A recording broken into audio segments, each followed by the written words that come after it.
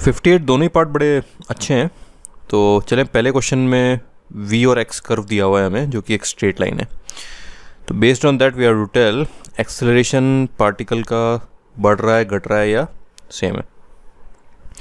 अब ये वैसे ग्राफ देख के वैसे ही पता लग जाता है कि अगर एक्सेलरेशन लेट से कांस्टेंट होता, ठीक है, तो x के साथ साथ आपकी स्पीड कांस्टेंट होती, ठीक है। x से क्या फ़र्क पड़ता है भाई, एक्सेलरेशन कांस्टेंट मतलब वेलोसिटी कांस्टेंट, तो x से क्या फ़र्क पड़ेगा, किसी भी पोजीशन पे हो तो वो ऐसे पैरेलल चलता, ठीक है, ऐसे होता, x के पैरेलल चलता तो हम बोलते हैं एक्सेलरेशन कांस्टेंट है। ऊपर जा रहा है तो एक्सेलरेशन बढ़ रहा है, नीचे आ रहा है तो एक्सेलरेशन घट रहा है। तो दिख जाता है एक्सेलरेशन बढ़ ही रहा है, लेकिन थोड़ा टेक्निकली भी देख लेते हैं इक्वेशंस क्या होंगी। तो v और x की इक्वेशन हम निकाल सकते हैं इस ग्राफ्स को देख के, जो कि स्ट्रेट लाइन आएगी। तो v और x का रिलेशन आ गया, तो वहाँ से dv/dx निकालेंगे और उसको वापस जो ओरिजिनल v वाली इक्वेशन है vx वाली, उससे मल्टीप्लाई करेंगे तो एक्सेलरेशन की इक्वेशन आ जाएगी। तो इक्वेशन इसकी होगी v = v0 + cx, है ना, v = mx + c की फॉर्म में है। तो ये अगर v0 है और स्लोप इसका c है, तो equation of straight line will be v = v0 + cx। तो इसको डिफ्रेंशिएट करेंगे तो dv/dx आ जाएगा c। तो जो एक्सेलरेशन हमें चाहिए v dv/dx, that will be c times v, ठीक है, v dv/dx। तो v की जगह तो v0 + cx ही हो गया और dv/dx की जगह हो गया c। तो यहाँ से आप देख सकते हो कि एज x इज़ इंक्रीजिंग तो v dv/dx की वैल्यू बढ़ रही है क्योंकि c पॉजिटिव है। तो this means a is increasing, ठीक है।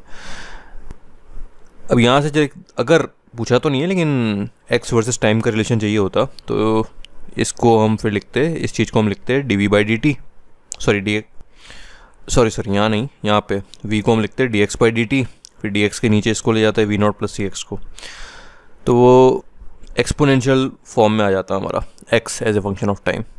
पूछा नहीं है बट आना चाहिए आपको, अगर पूछ लेता तो।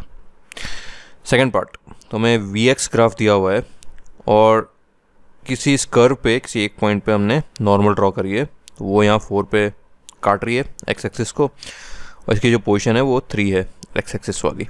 तो इतनी इन्फॉर्मेशन दी है बस, और पूछा है what is the instantaneous acceleration of the particle.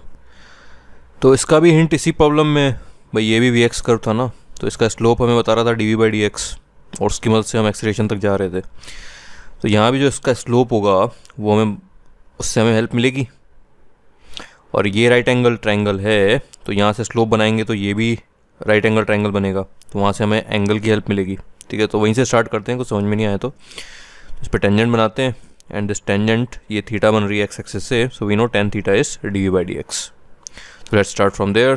So tan theta is dv/dx और हमें चाहिए acceleration, so that is v dv/dx। वो हो गया v dv/dx, कहाँ पे चाहिए, p पॉइंट पे, ठीक है। तो v है क्या p पॉइंट पे, तो let's say it is v0, और dv/dx क्या है, दैट इज़ tan थीटा। तो बेसिकली हमें जो चाहिए वैल्यू वो है v0 × tan थीटा, ठीक है। अब यहाँ तो कुछ समझ नहीं आ रहा v0 × tan थीटा क्या होगा, लेकिन ये अगर थीटा है तो ये भी थीटा होगा, है ना, क्योंकि ये भी राइट एंगल ट्रायंगल है। ये थीटा, ये 90 - थीटा, तो ये भी थीटा, क्योंकि ये 90 डिग्री, ये एंगल भी 90 है। तो अब यहाँ से दिख रहा है v0 tan theta is simply 4 - 3, that is 1। So our answer is 1। सो ये काफ़ी अच्छा प्रॉब्लम है, ये भी अच्छा है, ठीक है।